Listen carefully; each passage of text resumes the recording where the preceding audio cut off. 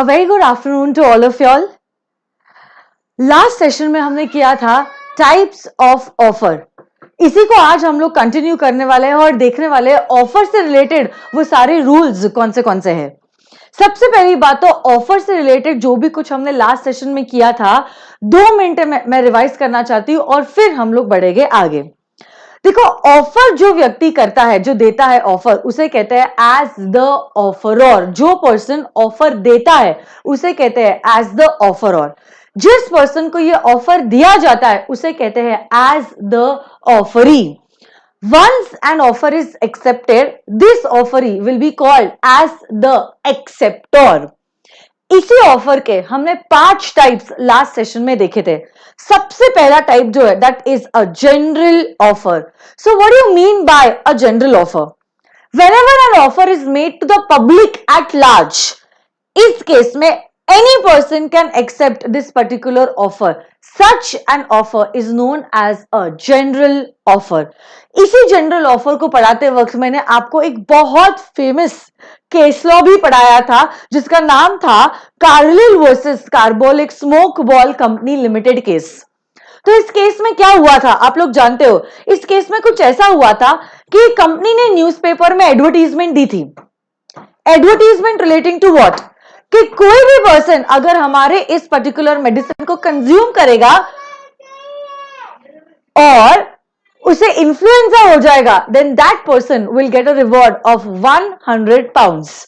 There was this lady, Mrs. Carlyle, जिन्होंने ये influenza खरीदा भी, कंज्यूम भी किया, सारे इंस्ट्रक्शंस जो थे वो फॉलो किया, बट उसके बावजूद she contacted with influenza. So she filed a case against the company कहते हुए, हे कंपनी देखो, मैंने ये सारे इंस्ट्रक्शंस फॉलो किए, फिर भी अगर मुझे इन्फ्लुएंजा हुआ है, then I am eligible to get this reward of 100 pounds.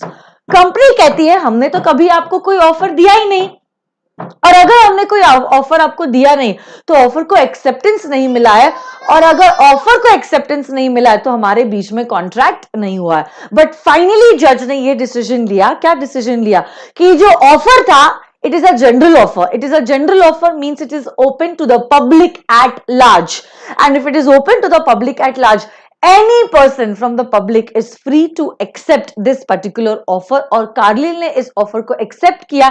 मतलब अगर ऑफर को एक्सेप्टेंस मिल गया है, यहां पे बन चुका है एक agreement. And agreement enforceable by law means a contract. तो पहला टाइप ऑफर का होता है a general offer. Second type जो है it is known as a special offer. Special offer. Special offer का क्या मतलब होता है? When an offer is made to a specified person or a specified group of persons, such an offer is known as a special offer. वापस से, when an offer is made to a specified person or a specified group of persons, such an offer is known as a special offer. Yes or no, guys? Yes. Only that person to whom that offer is made is eligible to accept such an offer. Third point, cross offer. Cross offer, नाम में लिखा है cross offer. When two parties exchange identical offers, obviously they are exchanging identical offers because they are ignorant about the other party's offer. Such an offer is known as a cross offer. But देखिए यहां पे दोनों भी parties के side से offer और offer आया है. यहां पे ऑफर को एक्सेप्टेंस ही नहीं मिला है. क्योंकि ऑफर को एक्सेप्टेंस नहीं मिला है, there is not going to be any binding contract between the parties. Contract होने के लिए ऑफर को एक्सेप्टेंस मिलना कंपल्सरी है. What do you mean by a counter offer? Offer के बदले में जब ऑफर देते हो तो उसे कहते हैं as a counter offer. Just 1 second.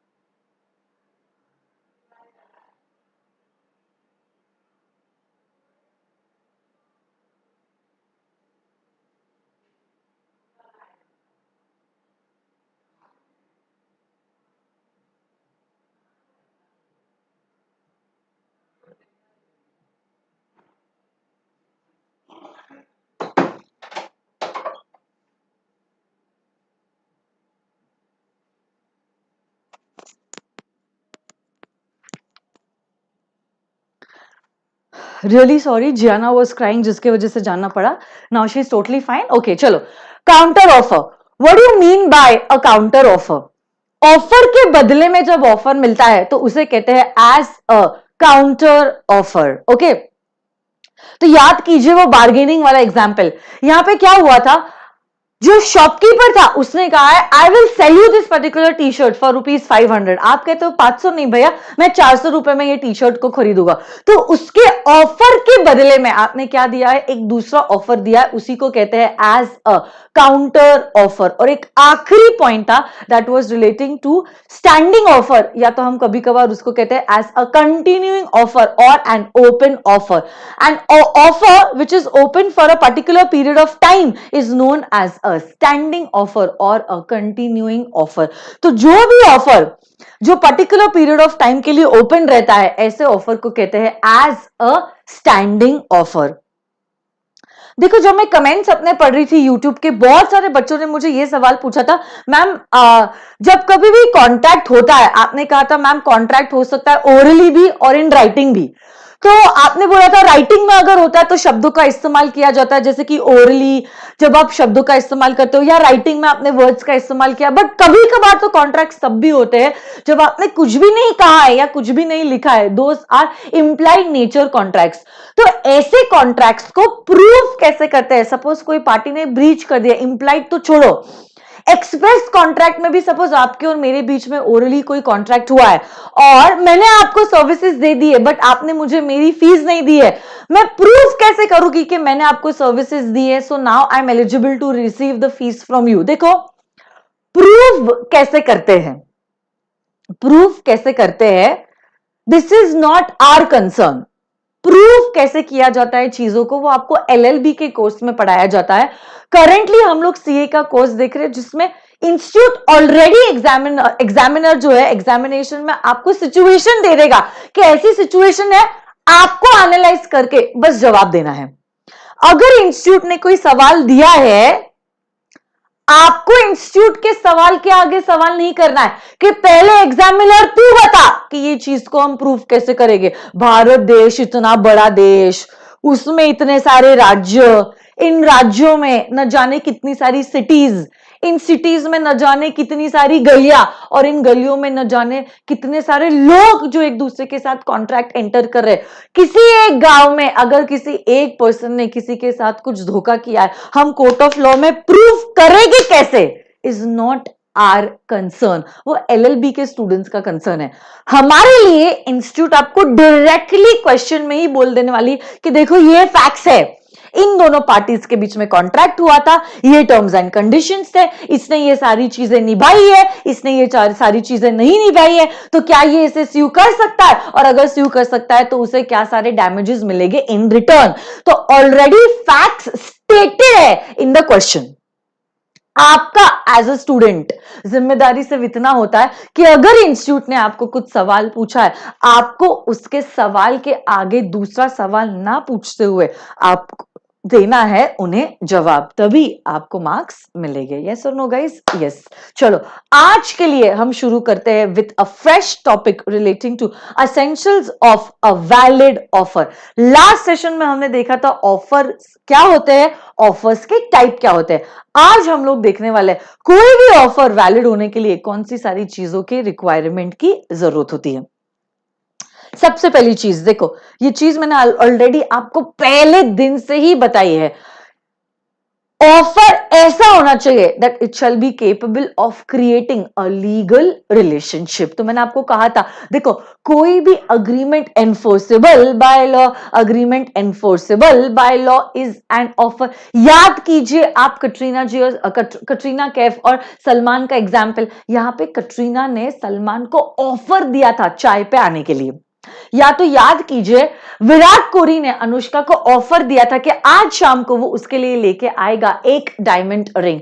But जब विराट ने अनुष्का को ये ऑफर दिया, कटरीना ने जब सलमान को चाय पे बुलाने का ऑफर दिया है, ये ऑफर जब दिया गया था there was no intention to create a legal relationship, because there was no intention to create a legal relationship. My dear friends, ये जो particular offer है is not legally binding offer, it is not a legally binding offer. हाँ, socially binding हो सकता है, domestically binding हो सकता है, बट वो लीगली बाइंडिंग नहीं है। And because it is not binding legally, my dear friends, even if Salman does not come for chai at कटरीना's place in the evening, Katrina can not file a case against Salman. और even if Virat does not get the ring for Anushka, my dear friends, Anushka cannot file a case against Virat. Why? Because when this offer was made, there was no intention to create a legal relationship. तो legal relationship का होना बहुत ज्यादा जरूरी है। No enforceability, no contract। आइए इस point को साथ में रीड करते हैं, आपको मेरे साथ इस पॉइंट को रीड करना होगा। Come on. Offer must be such as is capable of being accepted and giving rise to a legal relationship. If the offer does not intend to give a rise to legal consequences and creating legal relationship, it is not considered as a valid offer in the eyes of law. तो कानून की आंखों से देखो, कानून के हिसाब से ऑफर तभी वैलिड होगा जब there is an intention to create a legal relationship, a social invitation. याद कीजिए कटरीना और सलमान को, even if it is accepted, does not create any legal relationship because it is not so intended. Next, point number 2. Offer must be certain, definite, and it must not be vague. Offer must be certain, it must be definite, and it shall not be वेग। याद कीजिए जब मैंने आपको essentials of a valid contract पढ़ाया था, तब मैंने आपको एक एग्जांपल दिया था कि मैं एक दुकान पे जाती हूं और मैं कहती हूं कि भैया मुझे 1 लीटर ऑफ ऑयल दीजिए। अब देखो, जब मैंने 1 लीटर ऑफ ऑयल की मांग की है, मेरा ऑफर बहुत वेग है, क्योंकि जब मैं कहती हूं कि भैया 1 लीटर ऑफ ऑयल दो, it is not clear whether I'm asking for hair oil, I'm asking for cooking oil, I'm asking for motor oil। मेरा ऑफर जो है वो क्लियर नहीं है, इट इज वेग। देखो, वेग इस शब्द का क्या मतलब होता है? वेग मतलब नॉट क्लियर। तो ये सेकंड पॉइंट कहता है आपका offer shall not be vague. It shall not be vague means in short it shall be clear. वेग इस शब्द का मतलब जिनको नहीं पता है, वेग का मतलब होता है a thing which is not clear. So your offer shall not be vague. It shall not be vague मतलब पॉजिटिव, सीधी बात अगर बोलनी हो तो मैं कह सकती हूं it shall be clear in nature। अगर आपका ऑफर ही वेग है, आपका एक्सेप्टेंस नहीं मिल सकता, और अगर ऑफर को एक्सेप्टेंस नहीं है, there can be no agreement, and if there is no agreement there can be no contract. देखो, if the terms of an offer are vague or indefinite, its acceptance cannot create any contractual relationship. Thus, where A offers to sell B 100 quintals of oil, there is nothing whatsoever to show what kind of oil was intended. The offer is not capable of being acceptance for want of clarity. तो आपका जो offer है, it shall be certain, it shall be definite, and it shall not be वेग। तो देखो, दो rules हमने देखे हैं वैलिड ऑफर के लिए। सबसे पहला रूल ये कहता है कि जब कभी भी आप ऑफर देते हो, आपका ऑफर ऐसा होना चाहिए that it shall be capable of creating a legal relationship. और सेकंड पॉइंट जो है वो कहता है the offer must be certain and it shall not be वेग। आइए थर्ड पॉइंट की ओर बढ़ते हैं, और इसी थर्ड पॉइंट को please mark it as very very very very very important point.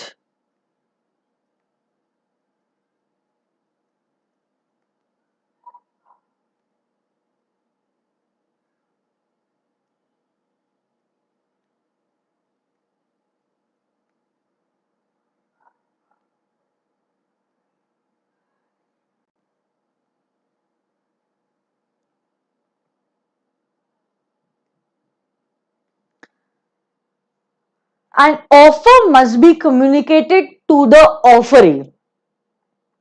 देखो ये पॉइंट क्या कहता है, ये पॉइंट कहता है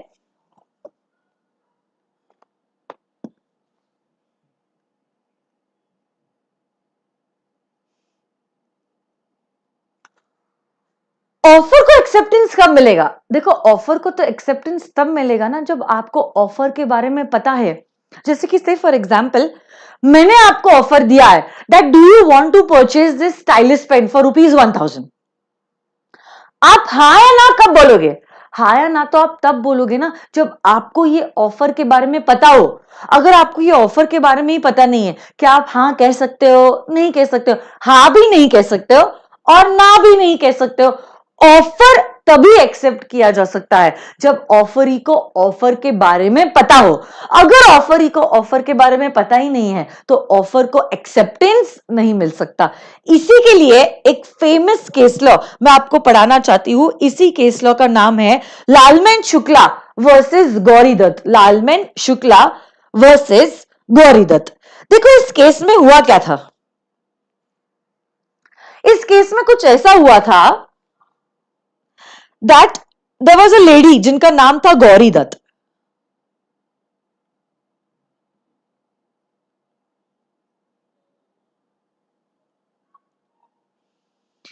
और इसी गौरी का नेफ्यू जो है वो खो गया। नेफ्यू मतलब बहन का बेटा, बेटा या बेटी जो भी है। इसी गौरी का नेफ्यू जो है वो खो गया। अब गौरी ने क्या किया, अपने सारे सर्वेंट्स को कहा, सारे सर्वेंट्स को कि जो भी मेरे नेफ्यू को ढूंढ के मेरे पास लेके आएगा I will reward him with a certain some of money. अब देखो ये जो नेफ्यू है, ये जो भांजा है, वो घर से भाग के रेलवे स्टेशन पे पहुंच गया था।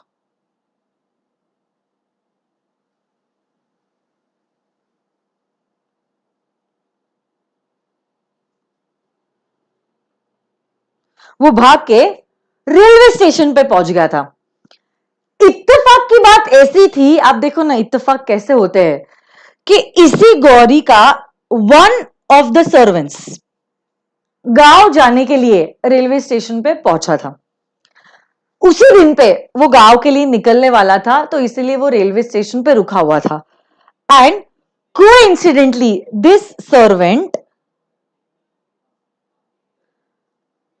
सॉ दिस बच्चा। इस बच्चे को देखा उसने रेलवे स्टेशन पे।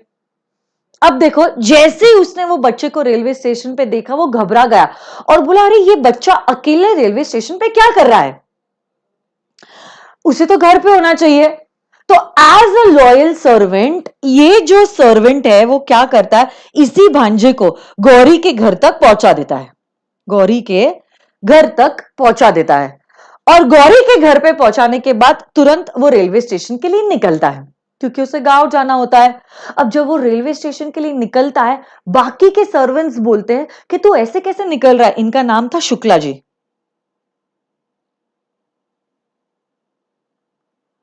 लालमैन शुक्ला। बाकी के सर्वेंट्स इनको कहते हैं कि तू ऐसे कैसे निकल रहा है घर के लिए, तुझे नहीं पता मेम साहब ने तो एक रिवॉर्ड डिक्लेयर किया था कि जो भी इस भांजे को उनके नेफ्यू को लेके आएगा उन्हें हम रिवॉर्ड देने वाले हैं, तो अपना रिवॉर्ड तो मांग के चले जा घर। तो इसीलिए वो क्या करता है, वो आता है और गौरी जी को कहता है कि मैडम, मेम साहब, आपने तो रिवॉर्ड डिक्लेयर किया था मेरे पीछे के, जो भी मेरे भांजे को मेरे पास ढूंढ के लेके आएगा मैं उसे रिवॉर्ड दूंगी। तो देखो अब मैं आपके भांजे को ढूंढ के लेके आया हूं तो मुझे मेरा रिवॉर्ड आप दे दीजिए। तब गौरी ने ये रिवॉर्ड देने से मना कर दिया। गौरी ने ये रिवॉर्ड देने से मना कर दिया। अब सवाल ये उठता है, is Lalman Shukla, is this servant eligible to receive the reward that Gauri Datt had declared? सवाल ये उठता है, is Lalman Shukla eligible to receive the reward that Gauri had declared. तो यही केस जो है जजेस के सामने आया। एक साइड पे शुक्ला जी है जो कहते हैं उनको रिवॉर्ड मिलना चाहिए, और दूसरे साइड पे गौरी जी है जो कहती है कि हे जज साहब देखो, शुक्ला जी को तो रिवॉर्ड के बारे में पता भी नहीं था, मतलब बेसिकली मेरा ऑफर कभी उन तक पहुंचा ही नहीं। अगर ऑफर ही उन तक नहीं पहुंचा है, ऑफर को एक्सेप्टेंस कैसे मिलेगी? और अगर ऑफर को एक्सेप्टेंस नहीं मिलेगी तो हमारे बीच में कॉन्ट्रैक्ट नहीं हुआ है, और अगर हमारे बीच में कॉन्ट्रैक्ट नहीं हुआ है इसका यह मतलब होता है this servant is not eligible to receive the reward. तो क्या हुआ ये केस में? क्या आप सोच सकते हैं क्या हुआ होगा?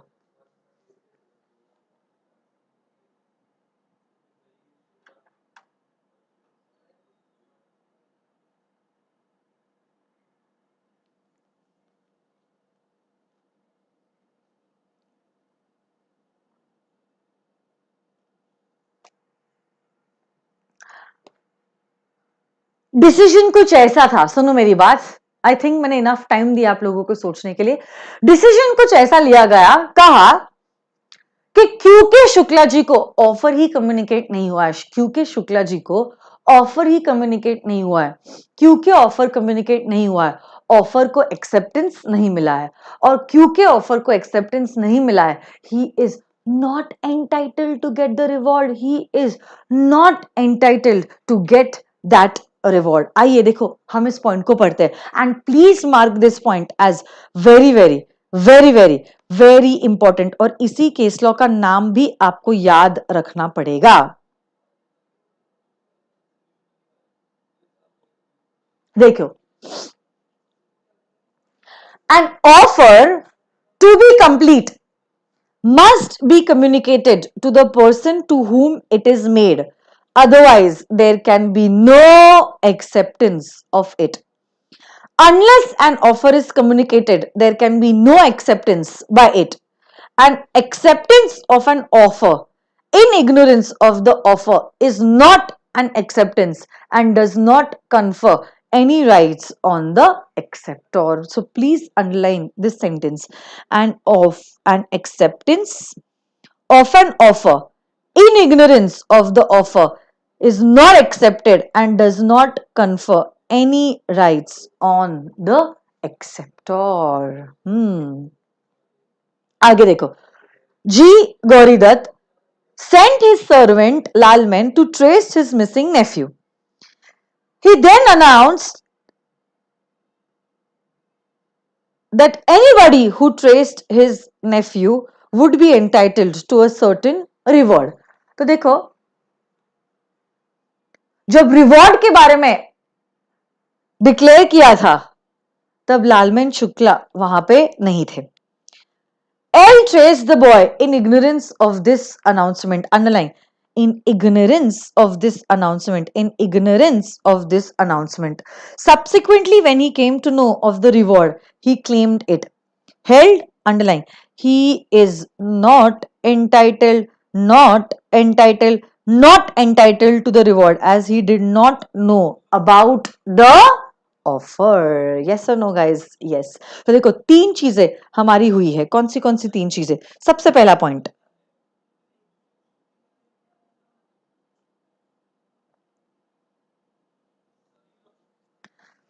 that an offer must be capable of creating a legal relationship. याद रखना, no enforceability, no contract. Second point जो है वो कहता है your offer must be definite, it shall be certain and it shall not be vague. Third point कहता है this offer must be communicated to the offeree.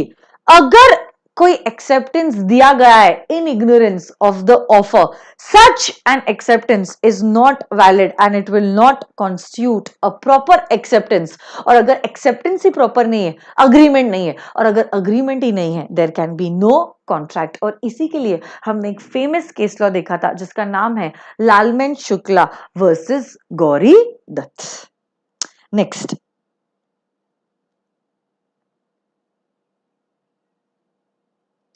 point number 4, an offer must be made with a view to obtaining the assent of the other party. तो जब कभी भी आप offer देते हो, आपका इंटेंशन होना चाहिए that you should be getting the consent, the ascent of the other party.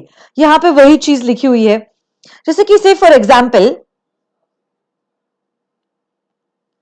मैं आपको कहती हूं कि मैं सोच रही हूं कि ये मैं अपना फोन जो है आपको बेच दूं। मैं सोच रही हूं कि मैं अपना ये फोन आपको बेच दूं। अब जब मैं अपने सोच के बारे में आपको बताती हूं, okay, I am just acknowledging to you what I am thinking, it will not amount to a proper offer. Offer देने के लिए आपका इंटेंशन होना चाहिए to get an acceptance in return. तो जैसे कि say for example if I ask you, will you purchase my iPhone for ₹80,000, this will be considered as a valid offer, क्योंकि यहां पे जो ऑफर मैंने आपको दिया था was with an intention of obtaining your consent, then such an offer can be regarded as a valid offer. Next, an offer may be conditional. What is this point saying? Yes, an offer may be conditional. Yes, सही सुन रहे हो आप लोग। an offer may be conditional. It may be subject to certain terms and conditions. An offer may be conditional. उसमें बहुत सारे conditions आप डाल सकते हो। अब आप बोलोगे मैम ये तो गलत है ना, ऐसे कैसे कंडीशंस डाल सकते हो? अगर आपने अनरीजनेबल कंडीशंस डाल दी तो क्या, तो कुछ नहीं होगा, फिर आप ऑफर को एक्सेप्टेंस मत देना। हमने थोड़ी ना कहा है नहीं नहीं आपको ये ऑफर को एक्सेप्टेंस देना होगा, ये तो आपकी चॉइस है, आपका कंपल्शन ये चीज नहीं है। जैसे कि फॉर एग्जांपल बहुत बार जब हम लोग मॉल्स में जाते हैं शॉपिंग करने के लिए, हमें दूर से नजर आता है 50% ऑफ, फिर हम लोग अंदर जाते हैं, बहुत सारी शॉपिंग भी करते हैं, हमें बहुत सारी चीजें पसंद भी आती है, और फिर जब हम बिलिंग काउंटर पे जाते हैं पता चलता है जो एमआरपी है वही प्राइस हमें लगा है। तो आप कहते हो भैया देखो ना एमआरपी तो 2000 है और आपने लिखा है वहां पे 50% ऑफ, मतलब ये टी शर्ट तो मुझे 1000 रुपए में मिलना चाहिए। फिर वो भैया कहते कि मैडम जी देखिए वहां पे छोटे अक्षरों में एस्ट्रिक मार्क पे लिखा हुआ है up to 50% off, asterisk mark, terms and conditions apply. ये जो टी शर्ट आपने परचेस किया है वो टी शर्ट तो फ्रेश स्टॉक है, उस पे तो डिस्काउंट नहीं है। तो क्या हमारे साथ गलत हुआ है? क्या हमारे साथ धोखा हुआ है? नहीं जी, आपके साथ कोई भी धोखा नहीं हुआ है। ये दुकान दुकानदार की है, उसके कपड़े, उसके पैसे, उसकी मर्जी, उसका मन, उसको जो टी शर्ट पे, जो गारमेंट्स पे डिस्काउंट देना है वो देगा, जिस पे नहीं देना है वो ना देगा। आपकी चॉइस है ना कि आपको 2000 में खरीदना है या छोड़ देना है। यहां पे आपके ऊपर कंपल्शन नहीं है, आपकी चॉइस है। इसलिए ये जितना चाहे उतना डिस्काउंट दे भी सकता है या ना भी दे डिस्काउंट, इसमें इसका कुछ नहीं जाता है, हाँ या ना। And offer may B condition. Another very simple example, से फॉर एग्जाम्पल मेरा घर है एक मगरपट्टा सिटी में, पुणे में मगरपट्टा सिटी में मेरा एक घर है। मैं सोचती हूं क्यों ना ये घर को रेंट पे दे दूं। अब मैं कहती हूं I will give this house on rent only to a vegetarian family. तो सबसे पहली बात तो मैंने पहली कंडीशन डाली है कि मैं फैमिली को ही घर अपना रेंट पे दूंगी, मैं बैचलर्स को अपना घर रेंट पे नहीं दूंगी। और सेकंड कंडीशन में डालती हूं ये फैमिली वेजिटेरियन फैमिली होना कंपलसरी है। अब देखो मेरा घर है तो मेरी मर्जी होगी, मेरा मन होगा कि मुझे किसे घर देना है और किसे घर नहीं देना है। I don't want to give the house to bachelors, I don't want to give my house to a non vegetarian family. मेरा घर है, मैं डिसाइड करूंगी कि मुझे किसे देना है या किसे नहीं देना है। तो मेरा जो ऑफर था to give my house on rent was a conditional offer, and offer may be conditional in nature. इसमें कोई प्रॉब्लम नहीं है कि आपका ऑफर कंडीशनल है, क्योंकि देखो मेरे मन के हिसाब से मैंने ऑफर दिया है, बट आप आपके मन के हिसाब से या तो उसको एक्सेप्ट कर सकते हो या तो आप उसको रिजेक्ट कर सकते हो, क्योंकि ये चॉइस आपकी है। एक्सेप्टेंस की या रिजेक्शन की आपके ऊपर कंपल्शन नहीं है, आपकी चॉइस है, इसलिए लॉ मेकर इसमें कोई भी दिक्कत नहीं मानते हैं। तो देखो, an offer can be made subject to any terms and conditions by the offeror. Yes or no guys? Yes. आगे,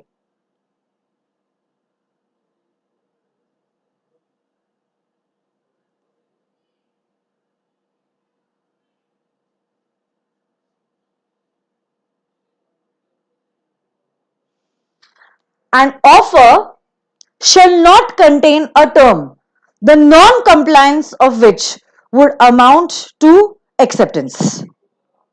An offer shall not contain a term, the non-compliance of which would amount to acceptance. What do you mean by this? हम ये नहीं कह सकते कि अगर आपने acceptance communicate नहीं किया ना, हम मानेंगे आपने ऑफर को एक्सेप्ट कर लिया। जैसे कि से फॉर एग्जाम्पल, क्या तुम मेरा ये मोबाइल फोन 80,000 में खरीदना चाहते हो? मुझे एक हफ्ते के अंदर रिप्लाई कर दीजिए।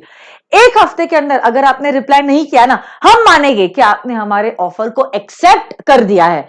अब देखो, ऐसा ऑफर देना is not a valid offer and will be considered as void ab initio.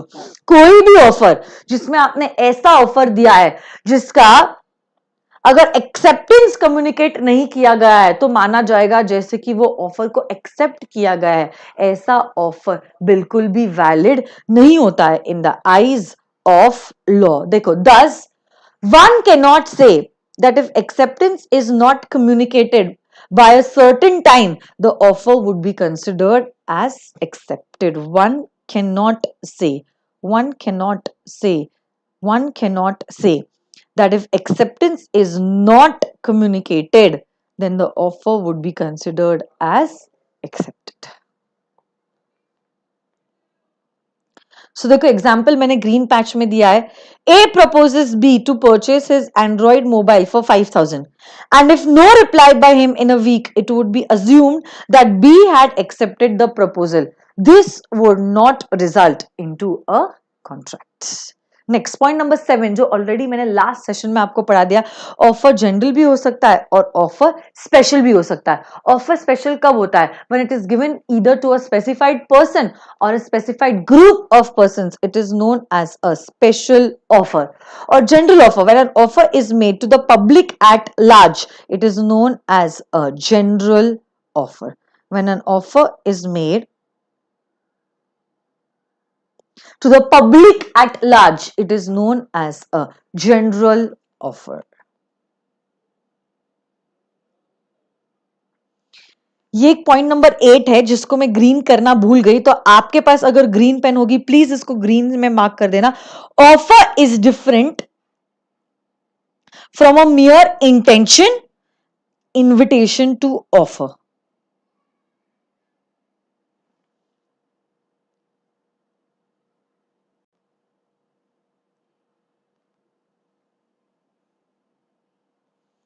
और इसी इनविटेशन टू ऑफर के बारे में एक्सप्लेन किया गया है इन पॉइंट नंबर 10। तो वहां पे प्लीज लिख दो रिफर पॉइंट नंबर 10। ये इनविटेशन टू ऑफर और ऑफर अपने आप में एक बड़ी दुनिया है, इसके बारे में हम लोग कल देखने वाले हैं। आज इसलिए आप आ जाओ पॉइंट नंबर 9 पे। एंड ऑफर में ईदर बी एक्सप्रेस और इट में बी इंप्लाइड। जब मैं कहती हूं express, it can either be expressed orally or it can be expressed in return. तो orally मैंने आपको पूछा, are you interested to purchase this stylish pen for rupees 1,000? This is an express offer, expressed orally. Writing, जैसे कि मैंने आपको email के द्वारा ऑफर दिया, are you interested to purchase my car for rupees 20 lakhs? So email में is an example of a written offer which is expressed. But कभी कभार ऑफर इंप्लाइड भी होता है। देखो, जैसे कि जब बस स्टॉप पे आती है, बस जब बस स्टॉप पे आती है तो it is known as an implied offer और आपका बस में बैठना इज एन इंप्लाइड एक्सेप्टेंस। तो ऑफर ओरल हो सकता है, राइटिंग में हो सकता है, उसको कहते हैं एक्सप्रेस ऑफर, या तो वो इंप्लाइड भी हो सकता है। और एक आखिरी पॉइंट है, मैंने आपको ऑलरेडी कहा है, ये इनविटेशन टू ऑफर क्या है, इसके बहुत सारे एग्जांपल्स जो है हम लोग कल देखने वाले हैं। करंटली हम लोग 5 मिनट में जो भी ये सारे 9 पॉइंट्स किए उसका रिवीजन करेंगे और फिर बस आज के लिए इतना ही। देखो, सबसे पहला पॉइंट जो है वो कहता है an offer okay shall be capable of creating a legal relationship. अगर लीगल रिलेशनशिप नहीं है तो आपका ऑफर वैलिड नहीं होता है। यही offer must be certain, definite and it shall not be vague, means it shall be clear, it shall be communicated to the offeree. If the offer is not communicated, this acceptance cannot be considered as a valid acceptance. This offer shall be made with the view of obtaining the assent of the other party. क्या offer conditional हो सकता है? Yes, and offer may be conditional. अगर conditional नहीं है क्या बात है, बट अगर कंडीशनल है तो भी चलेगा। An offer shall not contain a term the non-compliance of which will amount to acceptance. Offer specific भी हो सकता है, जनरल भी हो सकता है, एक्सप्रेस भी हो सकता है और ये इम्प्लाइड भी हो सकता है। आज के लिए बस इतना ही करेंगे। धन्यवाद, कल मिलते हैं। Thank you very much.